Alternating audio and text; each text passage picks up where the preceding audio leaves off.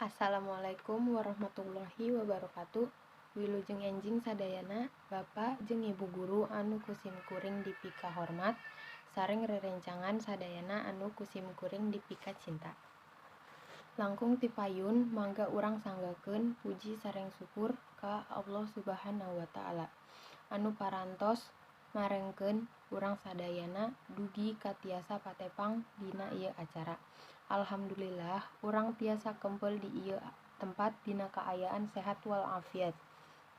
Para wargi anu kusim kuring dipika hormat dina ieu waktos sim kuring bade ngadugikeun kumaha pentingna hirup sehat kanggo urang sadayana.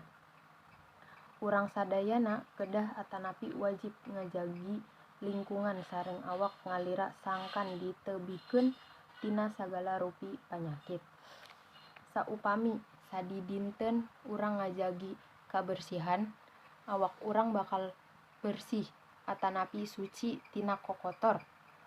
Bersih teh hartosna bersih suci urang sareng lingkungan disabudeureun urang.